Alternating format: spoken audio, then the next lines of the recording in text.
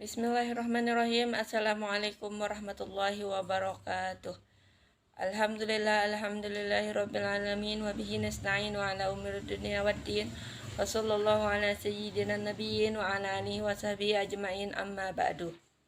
Pertama-tama marilah kita panjatkan puji syukur kita kehadirat Allah Subhanahu wa taala yang telah memberikan kita berbagai macam nikmat, terutama nikmat iman, Islam, kesehatan, kesempatan, sehingga kita dapat menyampaikan presentasi pada siang hari ini.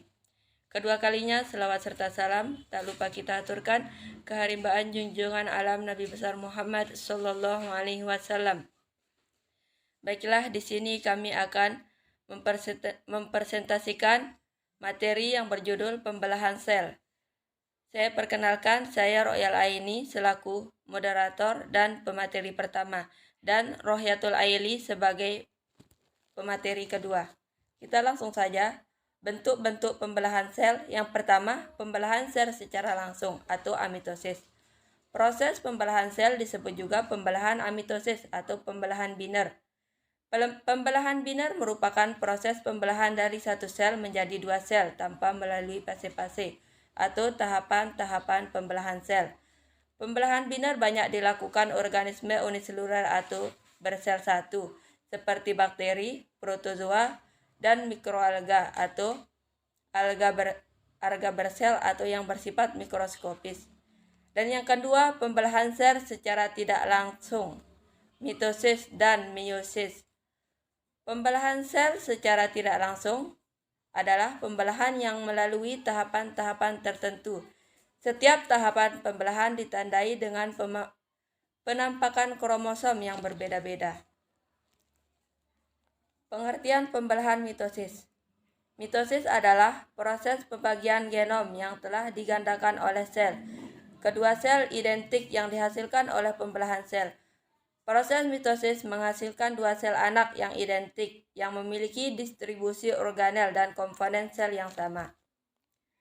Berikut gambar pembelahan mitosis. Terdapat 4 tahapan-tahapan. Yang pertama, profase, metafase, anafase, dan telofase. Berikut tahapan pembelahan mitosis. Yang pertama, profase. Pada saat ini, sel disebut dalam stadium profase. Pro dalam bahasa Yunani berarti sebelum, jadi maksudnya sebelum fase mitosis. Karena bahan kromosom telah diduplikasi pada stadium S, maka sekarang kromosom tersusun dari dua benang atau pita. Masing-masing pita itu disebut kromatid atau anakan kromosom, dan kedua kromatid itu diletakkan satu sama lain oleh sentromer. Dan yang kedua, metafase. Metafase berasal dari bahasa Yunani yang artinya antara. Metafase dimulai setelah profase berakhir. Pada fase ini, kromosom tampak tersusun di sepanjang sumbu tengah sel, tetapi sebetulnya sumbu itu lebih tepat disebut bidang tengah atau bidang ekuator.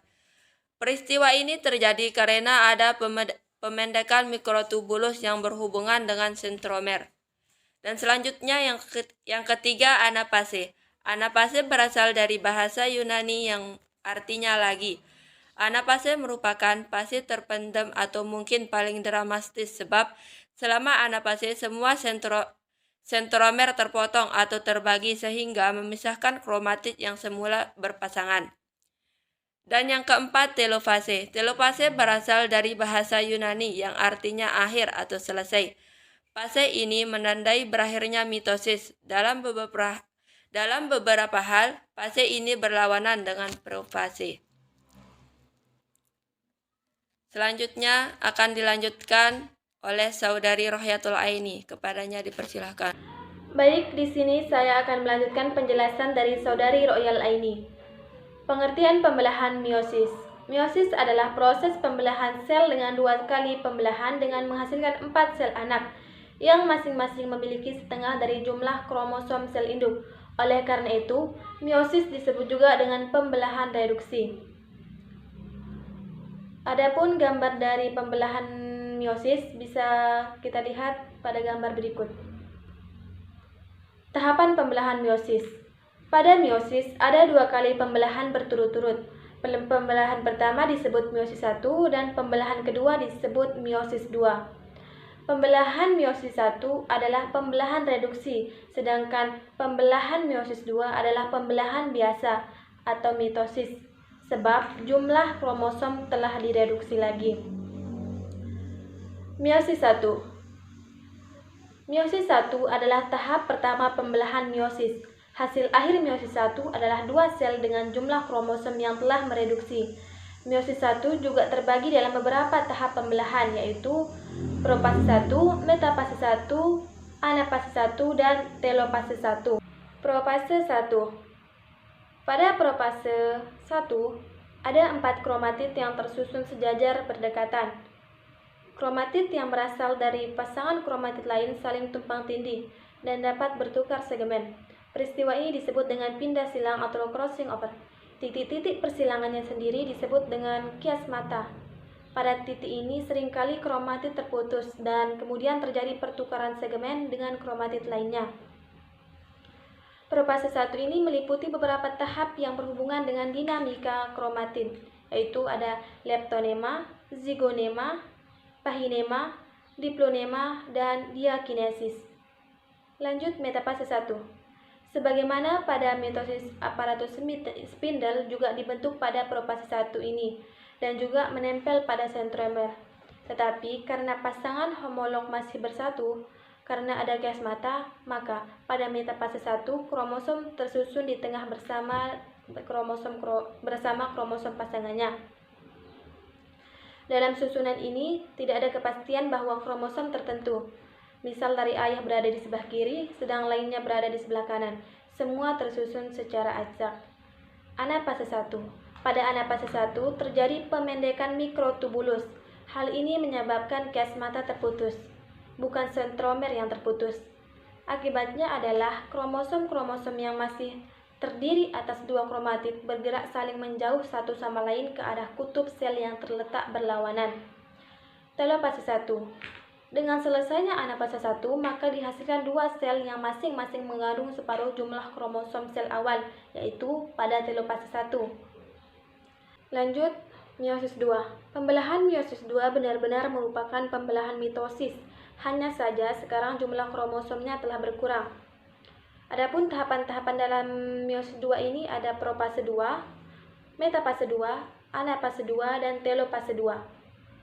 Profase 2. Fase ini pada umumnya hanya pendek dan secara umum tampak sebagaimana yang terjadi pada pembelahan mitosis. Hanya saja pada kedua kromatid agak lebih terpisah. Metafase 2. Fase ini juga seperti metafase pembelahan mitosis. Sebagaimana profase 2, pada umumnya juga singkat. Pada umumnya, bidang pembelahan pada metafase 2 ini arahnya tidak sejajar dengan bidang pembelahan meiosis 1. Anafase 2. Sentromer terbelah dan kedua kromatid tertarik ke arah yang berlawanan. Sebagaimana pembelahan mitosis, maka ketika kromatid telah mencapai kutub pembelahan, berakhirlah fase ini. Telofase 2. Dengan berakhirnya anafase, maka sitoplasma terbagi sebagai tanda dari awal telofase. Setelah sitokinesis selesai, maka berakhir pula proses pembelahan meiosis. Perbedaan pembelahan mitosis dan meiosis. Mitosis pertama terjadi pada semua sel tubuh atau autosom yang sedang memperbanyak diri. Kedua, hanya terdapat satu tahap pembelahan dalam satu siklus pembelahan sel. 3. Tidak terdapat pasangan kromosom homolog.